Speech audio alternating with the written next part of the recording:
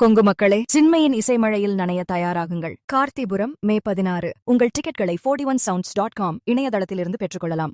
கனிமொழி அவங்க என்ன சொல்லிருக்காங்கன்னா, இது வெளியூர்காரர் அப்படின்ற விஷயத்தை சொல்லிருக்காங்க. மக்கள் உள்ளூர் மக்களுக்கு தான் வாக்களிப்பாங்க அப்படின்னு சொல்லிருக்காங்க. பிடிஆர் பத்தி எப்படின்னா பேசிருக்காங்க. உங்களுடைய கருத்து அரசியல்?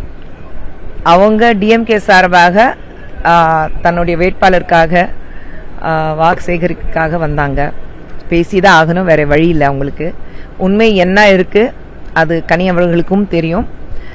இன்னொன்று, சுந்தர்சி அவர்கள் பொறுத்த வரைக்கும் வெளியூர்காரங்க சொல்லவே முடியாது.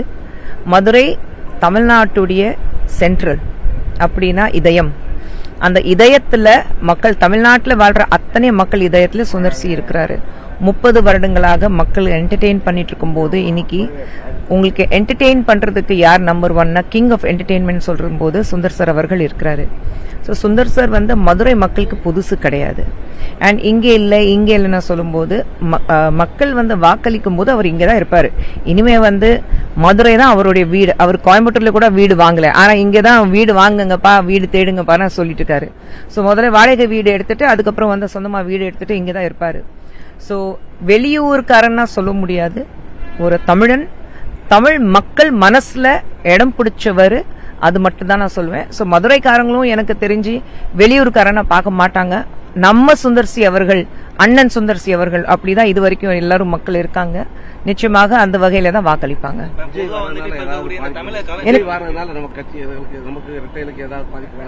நிச்சயமாக கிடையாதுங்க.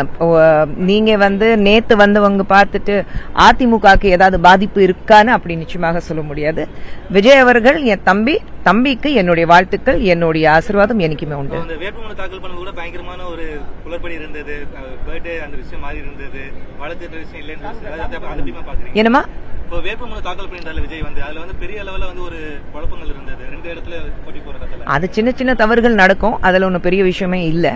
அதெல்லாம் சரி படுத்திட்டாங்கன்னு நினைக்கிறேன். இப்போ விஜய் அவருடைய வாக்கு யார் அதிக பாதிப்பு ஏற்படுத்த நினைக்கிறீங்க? எலெக்ஷன்ல உங்களுக்கு ரிசல்ட்ஸ் வந்ததுக்கு அப்புறம் தான் தெரிய வரும். இப்போ நீங்களும் நானும் உட்கார்ந்துட்டு ஒரு இப்படி இருக்குமா அப்படி இருக்குமா இப்ஸ் அண்ட் பட்ஸ் பேசுறதுக்கு நேரம் கிடையாது. இது களத்துல இறங்கி வேலை பார்க்குற நேரம். அது மட்டும் தான் செய்யினா போதும். ரொம்ப அழகான ரெஸ்பான்ஸ் இருக்கு. அதான் நான் சொன்னேன், இவர் மேல வச்சிருக்கிற அந்த அன்பு, பாசம், அது எல்லாமே எனக்கு தெரியுது. மதுரை சொன்னாலே பாசக்காரங்கன்னா சொல்லுவாங்க. சோ அந்த பாசம் எந்த அளவுக்கு இருக்குன்னா நான் போற இடத்துல எல்லாமே மக்கள் காட்டுறாங்க. அது போதும் எங்களுக்கு.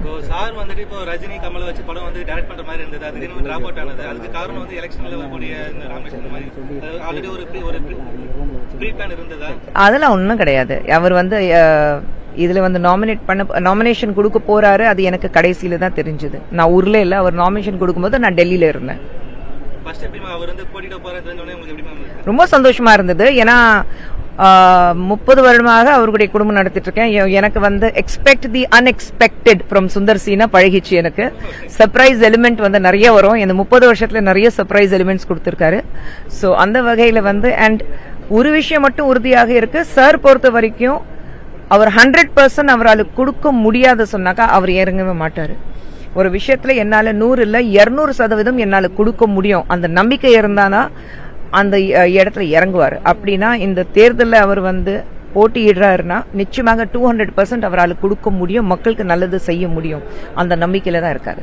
இப்போ காங்கிரஸ்ல இப்போ 28 தொகுதி கேட்டு வாங்கியிருந்தாங்க. ஆனா 27 தான் கொடுத்து வேட்பாளர் லிஸ்ட் போடுறாங்க. மேலூர் தொகுதி இன்ன வரைக்கும் வேட்பாளர் படம் இருக்காங்க. அவங்களுடைய நிலைப்பாடு பேசாம இருந்தா பெட்டர் அவங்கள பத்தி. ஏன்னா அவங்க எந்த வகையிலயும் எங்களுக்கு போட்டியே இல்ல. தமிழகத்துல திமுக இருக்கிறதுனால அவங்க இங்க அங்கே தெரியுறாங்க. இல்லைன்னா அவங்களுக்கு எந்த வேல்யூவும் கிடையாது. என்னங்க இல்லீங்க, நான் ஒரு ஸ்டேட் வைஸ் பிரசிடென்ட்ங்கிறது முறையில பல இடத்துக்கு போக வேண்டியதா இருக்கு. நான் கேரளால ஒரு 3 நாள் பிரச்சாரம் முடிச்சிட்டு வந்தேன். பாண்டிச்சேரி போயிட்டு வந்தேன். இன்னைக்கு ஏன் கிளம்புறேன்னா நாளானிக்கு 2 நாள் மறுபடியும் பாண்டிச்சேரி காரைக்கால எனக்கு பிரச்சாரம் இருக்கு. சோ வந்து போயிட்டு தான் இருக்கேன். நான் அண்ணாமலை போட்டியிடல. அது நீங்க நிறைய இளைஞர்கள் அண்ணாமலை பின்னாடி இருக்கதா சொல்றாங்க. எனக்கு அதுக்கு சம்பந்தமே இல்ல. அது மேலிடத்துல கட்சியில பெரியவங்க எடுத்த முடிவு. ஏன் அந்த முடிவு எடுத்தாங்கன்னா அதுக்கு என்னால பதில் கொடுக்க முடியாது. தேங்க்யூ. கொங்கு மக்களே, சின்மையின் இசைமழையில் நனைய தயாராகுங்கள். கார்த்திபுரம் மே 16. உங்கள் டிக்கெட்களை 41sounds.com இணையதளத்திலிருந்து பெற்றுக்கொள்ளலாம்.